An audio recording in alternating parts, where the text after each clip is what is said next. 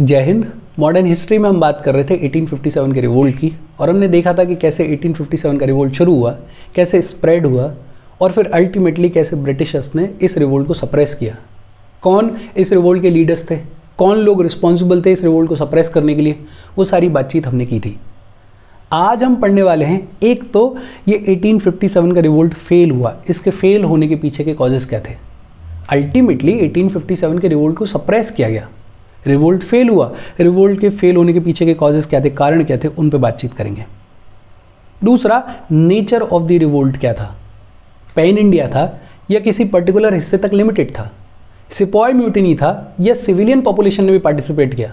Various लोगों के various point of views हैं, उन पॉइंट ऑफ व्यूज़ के हिसाब से अपन देखेंगे कि इस रिवोल्ट का नेचर क्या था। और फाइनली 1857 के रिवोल्ट के कॉन्सिक्वेंसेस क्या थे, उस पर भी आज अपन बातचीत करेंगे। अच्छा, वीडियो को लाइक और शेयर कर दो और चैनल को सब्सक्राइब कर लो। देखो, सबसे पहले हम बात करेंगे causes of failure of the revolt. Revolt के फेल होने के पीछे के कॉजेज क्या थे, कारण क्या थे। पहला cause, the revolt lacked pan India character. Ultimately ये जो 1857 का रिवोल्ट है, ये नर्दर्न इंडिया में लिमिटेड था, नर्दर्न इंडिया में बड़ा इंटेंस था ये, लेकिन 1857 के रिवोल्ट का कोई फर्क नहीं पड़ा सदर्न इंडिया पे, कोई फर्क नहीं पड़ा उस दौर के ईस्टर्न इंडिया पे, कोई फर्क नहीं पड़ा उस दौर के वेस्टर्न इंडिया पे। बहुत इंटेंस है नर्दर्न इंडिया में, लेकिन बाकी का जो इंडिया है वहां पे 1857 के रिवोल्ट का कोई फर्क नहीं है। बाकी का जो इंडिया है वो अनअफेक्टेड है, और ये बहुत बड़ी वीकनेस है। It lacked pan India character. दूसरा, most rulers and landlords scared of the British power and hence they did not join. ज़्यादातर जो रूलर्स थे, ज़्यादातर जो लैंडलॉर्ड्स थे, वो ब्रिटिशर्स से डरे हुए थे, और इस डर की वजह से उन्होंने 1857 के रिवोल्ट को ज्वाइन नहीं किया। इनफैक्ट ज़्यादातर जो रूलर्स थे वो ब्रिटिशर्स के प्रति लॉयल थे, जैसे ग्वालियर के जो सिंधियाज, इंदौर के होलकर्स, पटियाला के रूलर्स, कश्मीर के महाराज, ज़्यादातर सिख चीफ्स और सिंध, ये सब जो हैं वो ब्रिटिशर्स के लिए लॉयल थे 1857 के रिवोल्ट के टाइम पे। एक तो it lacked pan India character, दूसरा ज़्यादातर rulers and landlords were loyal to Britishers and did not support the 1857 revolt. तीसरा, money lenders and merchants were the primary target of rebel groups and hence did not join. Rebel कौन कर रहा था, सिपॉइस कर रहे थे। रिबेल कौन कर रहा था, पीजेंट्स कर रहे थे, आर्टिसंस कर रहे थे, लोकल लोग कर रहे थे। ये जो पीजेंट्स हैं, ये जो आर्टिसंस हैं, ये जो लोकल लोग हैं, इनको परेशान किया करते थे मनी लेंडर्स, इनको परेशान किया करते थे मर्चेंट्स। मनी लेंडर्स, मर्चेंट्स, जिनको कि ब्रिटिशर्स का हाथ मिला हुआ था। अब जैसे ही 1857 का रिवोल्ट शुरू हुआ, तो ये जो लोकल लोग हैं जो कि 1857 के रिवोल्ट में पार्टिसिपेट कर रहे हैं, उन्होंने मनी लेंडर्स को टारगेट करना शुरू किया, उन्होंने मर्चेंट्स को टारगेट करना शुरू किया, और इस वजह से ये जो पावरफुल मनी लेंडर्स हैं, ये जो पावरफुल मर्चेंट्स हैं, इन्होंने भी 1857 के रिवोल्ट को ज्वाइन नहीं किया। एक बड़ी जो एजुकेटेड मिडिल क्लास थी इंडियंस की, उसने भी रिवोल्ट को ज्वाइन नहीं किया, और इनका प्राइमरी रीज़न 1857 के रिवोल्ट को ना ज्वाइन करने का वो था सोशियो रिलीजियस रिफॉर्म्स के ऊपर डिफरेंसेस होना। जो एजुकेटेड मिडिल क्लास थी वो ये मान रही थी कि नहीं साहब, सती को तो अबॉलिश करना चाहिए। वो ये कह रही थी कि विडो रीमैरिज एक्ट तो ठीक है साहब।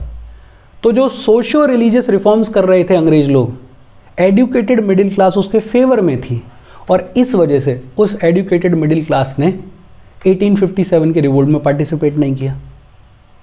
और जो सबसे बड़ा रीज़न है, ब्रिटिशर्स के पास में सफिशिएंट रिसोर्सेज थे। भाई एक तरीके से इंडिया के ऊपर राज कर रहे थे वो, तो रिसोर्सेज की कोई कमी नहीं थी। Well trained and disciplined army थी, एडवांस कम्युनिकेशन सिस्टम पे उनका एक्सेस था, और दूसरी तरफ रिबेल्स जो थे वो बेसिकली पीजेंट्स थे इन यूनिफॉर्म, जिनके पास में ना कोई प्लानिंग थी, जिनके पास में ना कोई कोऑर्डिनेशन था, उनके पास में फाइनेंशियल रिसोर्सेज भी नहीं थे, उनके पास में कोई एडवांस टेक्नोलॉजी भी नहीं थी, उनके पास में कोई वेल ट्रेंड, कोई डिसिप्लिन्ड आर्मी भी नहीं थी। आम किसान जो है वो लड़ाई लड़ रहा था एक तरीके से, और किसके अगेंस्ट में लड़ रहा था, उस टाइम की one of the most powerful army के अगेंस्ट में लड़ रहा था। तो ये भी एक वीकनेस थी, किस वजह से ये रिवोल्ट फेल हुआ। एक तो it lacked pan India character, northern India तक लिमिटेड था ये रिवोल्ट ऑफ 1857। दूसरा, ज़्यादातर रूलर्स, ज़्यादातर लैंडलॉर्ड्स ब्रिटिशर्स से डरे हुए थे और उन्होंने 1857 की रिवोल्ट को ज्वाइन नहीं किया। मनी लेंडर्स और मर्चेंट्स को रिबेल्स ने खुद ही टारगेट किया तो उन्होंने 1857 की रिवोल्ट को ज्वाइन नहीं किया। ये जो एडुकेटेड मिडिल क्लास इंडियंस थे, इनको लग रहा था कि यार जो रिलीजियस रिफॉर्म्स किए जा रहे हैं, जो सोशल रिफॉर्म्स किए जा रहे हैं ब्रिटिशर्स के द्वारा, वो तो ठीक है। ये लोग इस वजह से 1857 की रिवोल्ट में नहीं आए। और जो बड़ी चीज़ थी, ब्रिटिशर्स के पास में रिसोर्सेज हैं, उनके पास में वेल ट्रेंड आर्मी है, उनके पास में एडवांस कम्युनिकेशन सिस्टम्स हैं। अगेंस्ट में खड़े हुए रिबेल्स जिनके पास में ना कोई प्लानिंग है, ना कोई कोऑर्डिनेशन है, ना कोई आर्मी है, ना कोई डिसिप्लिन है, ना रिसोर्सेज हैं, ना फाइनेंस है, ना कोई कम्युनिकेशन के सिस्टम्स हैं। उन रिबेल्स के अगेंस्ट में ब्रिटिशर्स जो हैं वो पावरफुल आर्मी के साथ में खड़े हुए हैं और इन चीज़ों की वजह से अल्टीमेटली 1857 के रिवोल्ट को सप्रेस कर दिया गया। बट इस 1857 के रिवोल्ट की एक जो हाईलाइट थी वो थी हिंदू मुस्लिम यूनिटी। मतलब हाई लेवल पे हिंदू मुस्लिम यूनिटी देखने को मिली। बहादुर शाह जो कि एक मुस्लिम था, उसको सबने एम्परर रिकॉग्नाइज किया। मेरठ से ये रिवोल्ट शुरू हुआ। बेसिकली हिंदूज ने, मुस्लिम्स ने, दोनों ने बढ़ चढ़ के इस रिवोल्ट में एक साथ लड़ाई लड़ी, एक साथ पार्टिसिपेट किया। फेलियर के कॉजेज बड़े सिंपल्स हैं और फेलियर के कॉजेज ध्यान रखना मेंस के पॉइंट ऑफ व्यू से इंपॉर्टेंट भी है। दूसरा, नेचर ऑफ द रिवोल्ट क्या था। रिवोल्ट पैन इंडिया था, ये किसी पर्टिकुलर हिस्से तक लिमिटेड था। ऐसे बहुत सारे पॉइंट ऑफ व्यूज हैं। जैसे ज़्यादातर जो ब्रिटिश हिस्टोरियंस हैं वो तो कहते हैं कि ये बड़ा सिंपल सिपॉय म्यूटिनी थी, कोई बहुत बड़ी चीज़ नहीं थी। सिपॉयज जो थे उन्होंने एक तरीके से म्यूटिनी कर दी, अपने जो हायर अथॉरिटीज़ हैं उनके खिलाफ आवाज़ उठा दी। अब उसको 1857 का रिवोल्ट कह लो, कोई बड़ा पैन इंडिया कैरेक्टर तो था नहीं। जैसे सर जॉन सीले कहते हैं कि ये अनपेट्रियोटिक था, सेल्फिश सिपॉय म्यूटिनी थी, इसके पास में अपना कोई नेटिव लीडरशिप नहीं थी, इसके पास में कोई पॉपुलर सपोर्ट नहीं था। ये तो जॉन शीले साहब तो ये कह रहे हैं कि बेसिकली कुछ नहीं था, कुछ सिपॉइज मिले और उन्होंने अनपैट्रियोटिक हरकत करी, उन्होंने सेल्फिश हरकत करी और उन्होंने बस अपने हायर कमांड को चैलेंज करना शुरू कर दिया, वरना इनके पास में ना कोई लीडर था, ना कोई पॉपुलर सपोर्ट था। बट ये कहना कि ये सिर्फ एक सिपॉय म्यूटिनी थी, ये अपने आप में थोड़ा बेवकूफ़ी वाली बात है। बिकॉज 1857 का रिवोल्ट अपन ने पूरा पढ़ लिया और अपन ने देखा था कि ये जो रिवोल्ट है ये सिर्फ सिपॉइज तक लिमिटेड नहीं था। इस रिवोल्ट में सिविलियन पॉपुलेशन ने भी बढ़ चढ़ के पार्टिसिपेट किया था। पीजेंट्स ने खूब पार्टिसिपेट किया, आर्टिसंस ने खूब पार्टिसिपेट किया, लोकल लोग जो कि ब्रिटिशर्स से परेशान थे उन्होंने खूब पार्टिसिपेट किया। तो this revolt began as a sepoy mutiny but was not confined to sepoys, sections of civil population too participated in it. Doctor K Datta कहते हैं कि it was a military outbreak और इस मिलिट्री आउटब्रेक का advantage लिया discontent princes ने और landlords ने। के दत्ता क्या कह रहे हैं कि मिलिट्री आउटब्रेक था, जो सिपॉइज थे वो किसी चीज़ की वजह से परेशान थे और उन्होंने चैलेंज करना शुरू किया, उन्होंने आवाज़ उठाई और इस मिलिट्री आउटब्रेक का फ़ायदा उठाया कुछ प्रिंसेस ने, कुछ लैंडलॉर्ड्स ने, जो कि अपनी समस्याओं की वजह से परेशान थे ब्रिटिशर्स से। के दत्ता कहते हैं it was never all India in character but was localised, restricted and poorly organised. और इस लाइन से अपन कुछ हद तक अग्री भी कर सकते हैं। ऑल इंडिया कैरेक्टर नहीं था, अपने को पता है, लोकलाइज था। ये जो नॉर्दर्न इंडिया वाला सेक्शन है यहाँ पे लोकलाइज था, रेस्ट्रिक्टेड भी था और पुअरली ऑर्गेनाइज्ड भी था। अभी अपन बात कर रहे थे। फिर एक बड़े इंपॉर्टेंट इंसान जो कि आजकल बड़े न्यूज़ में रहते हैं, वी.डी. सावरकर साहब। वी.डी. सावरकर साहब ने किताब लिखी the Indian war of independence और इस इंडियन वॉर ऑफ इंडिपेंडेंस में 1857 के रिवोल्ट को इन्होंने बुलाया planned war of national independence. In fact इन्होंने इस 1857 के रिवोल्ट को first war of Indian independence भी बुलाया। वी.डी. सावरकर साहब तो ये कह रहे हैं कि ये first war of Indian independence है। Doctor SN. सेन ने अपनी 1857 में लिखा revolt began as a fight for religion but ended up as a war of independence, कि लड़ाई तो रिलीजन के नाम पे शुरू हुई थी लेकिन फिर ख़त्म हुआ ये इंडिपेंडेंस की लड़ाई पे। आर.सी. मजूमदार कहते हैं it was neither first nor national nor a war of independence. Marxist historians जो हैं, अब मार्क्सिस्ट लोग जो होते हैं वो एंटी कैपिटलिस्ट होते हैं, तो उन्होंने अपने हिसाब से कहा, उन्होंने कहा the struggle of the soldier peasant democratic combine against foreign as well as feudal bondage, कि ये जो सोल्जर्स हैं, ये जो पीजेंट्स हैं, ये परेशान थे और ये कंबाइन हुए और इन्होंने फॉरेन पावर्स के अगेंस्ट में, जो कि ब्रिटिशर्स हैं, और फ्यूडल लॉर्ड्स के अगेंस्ट में अपनी आवाज़ उठाई, इस रिवोल्ट को किया। JL नेहरू साहब अपनी डिस्कवरी ऑफ इंडिया में कहते हैं कि ये एक तरीके की फ्यूडल अपराइजिंग थी जिसमें कुछ नेशनलिस्टिक एलिमेंट्स भी थे। MN रॉय जो कि एक कम्युनिस्ट थे, वो बोलते हैं revolt was a last ditch stand of feudalism against commercial capitalism. Basically सबने अपने अपने हिसाब से बताने की कोशिश करी है, लेकिन हाँ अपन 2-3 चीज़ों पे एग्री कर सकते हैं कि हाँ साहब पैन इंडिया कैरेक्टर नहीं था। अपन इस चीज़ पे भी एग्री कर सकते हैं कि सिर्फ सिपाही म्यूटिनी नहीं थी, सिविलियन पॉपुलेशन ने भी बढ़ चढ़ के पार्टिसिपेट किया। अपन इस चीज़ पे भी एग्री कर सकते हैं कि जो एडुकेटेड मिडिल क्लास है या जो बड़े बड़े रूलर्स हैं उन्होंने 1857 के रिवोल्ट में पार्टिसिपेट नहीं किया।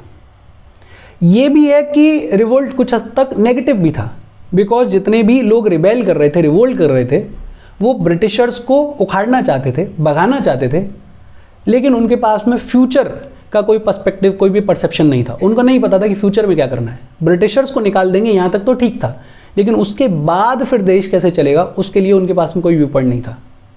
बट ये कह देना कि ये सिर्फ एक छोटा मोटा रिवोल्ट था, वो अपने आप में हल्की बात है। It was a significant revolt which significantly contributed to our fight of independence। तो ये बेसिक आइडिया है नेचर ऑफ द रिवोल्ट के बारे में। इसके बाद बात आती है कॉन्सिक्वेंसेस क्या थे 1857 के रिवोल्ट के। 1857 का रिवोल्ट पूरी तरीके से सप्रेस भी नहीं किया गया था। उससे पहले ही अगस्त 2 1858 को ब्रिटिश पार्लियामेंट ने एक एक्ट पास किया, act for betterment of India. और इस act for betterment of India के थ्रू ये कहा गया कि ब्रिटिश इंडिया के ऊपर ब्रिटिश क्राउन का रूल इस्टेब्लिश किया जा रहा है। अब तक इंडिया के ऊपर रूल किसका था? ईस्ट इंडिया कंपनी का। लेकिन इस act for betterment of India के थ्रू ब्रिटिश इंडिया के ऊपर ब्रिटिश क्राउन का रूल इस्टेब्लिश कर दिया गया और कंपनी के रूल को अबॉलिश कर दिया गया, खत्म कर दिया गया। क्वीन विक्टोरिया को डिक्लेयर कर दिया गया as sovereign of British India. Queen Victoria जो कि उस टाइम की ब्रिटेन की मोनार्क हुआ करती थी, उनको एक तरीके से ब्रिटिश इंडिया का हेड डिक्लेयर कर दिया गया और ब्रिटिश कैबिनेट के एक मेंबर को अपॉइंट किया गया as secretary of state for India. Secretary of state for India कौन होगा? ब्रिटिश कैबिनेट का कोई मेंबर।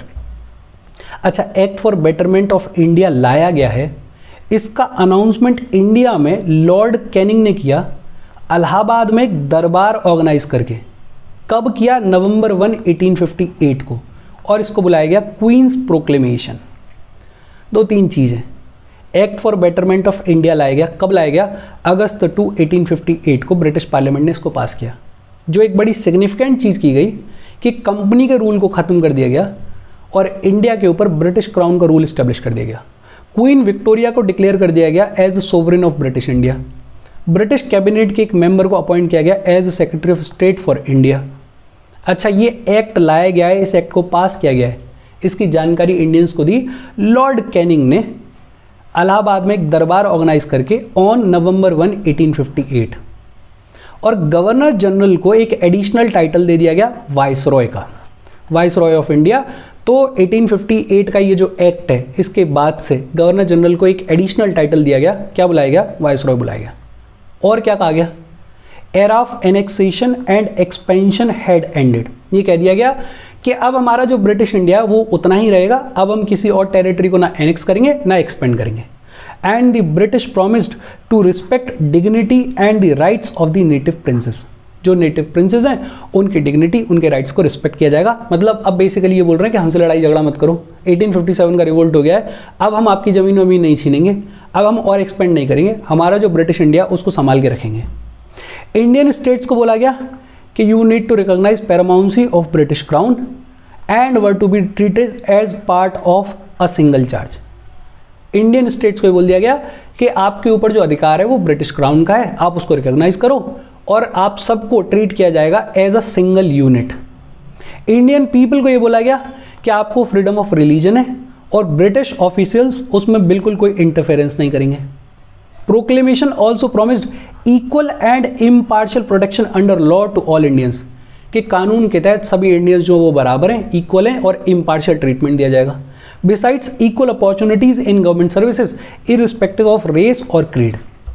ये भी बोल दिया गया कि गवर्नमेंट सर्विसेज में सभी को बराबर की अपॉर्चुनिटीज़ मिलेंगी। हालांकि ये जो बराबर की अपॉर्चुनिटीज़ गवर्नमेंट सर्विसेज में दी जाने लगी वो काफ़ी बाद में दी जाने लगी, लेकिन प्रॉमिस अभी से कर दिया, बोल अभी से दिया है।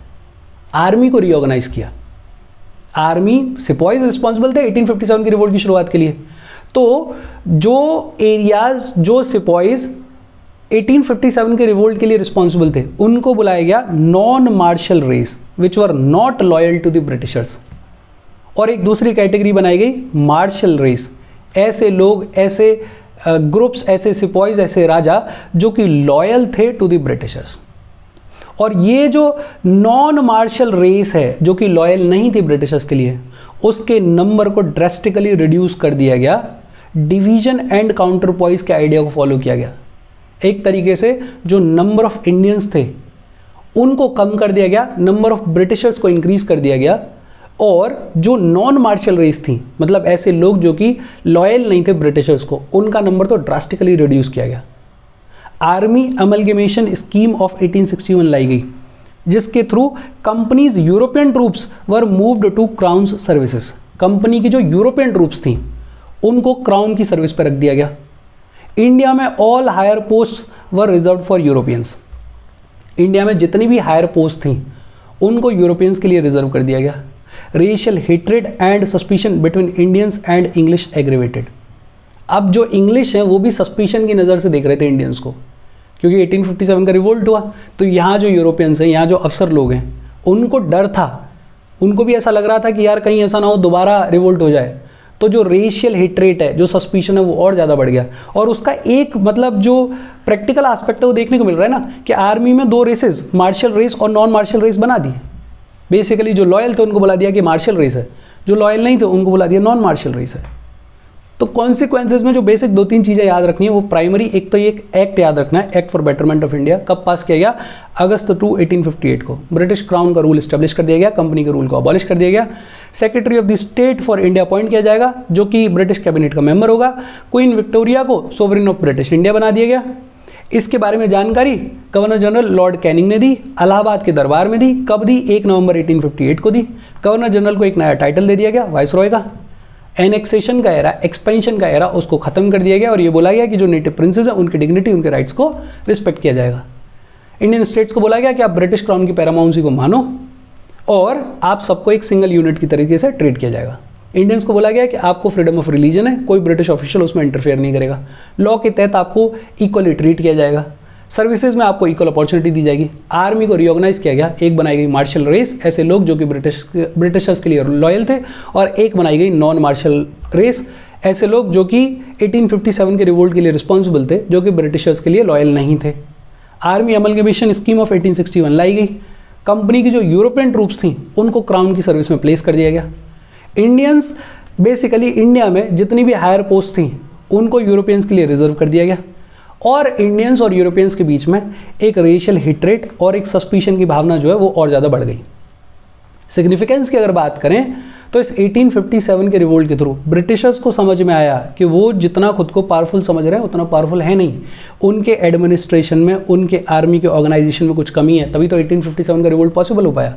और अगर ऐसा ही ढांचा रहा तो हो सकता कोई दूसरा रिवोल्ट भी हो जाए। 1857 का रिवोल्ट तो सप्रेस कर दिया। अगर इस मैग्नीट्यूड पे या इससे बड़े मैग्नीट्यूड पे कोई और रिवोल्ट हुआ तो ब्रिटिशर्स उसको मैनेज नहीं कर पाएंगे। तो ब्रिटिशर्स को तो एक लेसन ये मिला कि हमें खुद को चेंज करने की, खुद को रीऑर्गेनाइज करने की ज़रूरत है, अदरवाइज ऐसा एक और रिवोल्ट हम झेल नहीं पाएंगे। दूसरी तरफ इंडियंस के लिए हमारा जो फ्रीडम स्ट्रगल की लड़ाई है उस पर 1857 के रिवोल्ट का बड़ा मेजर इन्फ्लुएंस है। लोग इस 1857 के रिवोल्ट के साथ रिलेट करने लगे, उनको समझ में आने लगा कि इंडिपेंडेंस का मतलब क्या है। हालांकि इंडिपेंडेंस एग्जैक्टली क्या है उसकी बातचीत बहुत लेट होने लगेगी, नेशन की बातचीत बहुत लेट होने लगेगी। लेकिन हाँ, एक ये कह सकते हैं कि पहला स्टेप तो हमने ले ही लिया था, एक आवाज़ उठाना तो शुरू हमने कर ही दिया था। और इसके साथ 1857 के रिवोल्ट की बातचीत खत्म हो गई। कोई डाउट हो प्लीज़ कॉमेंट।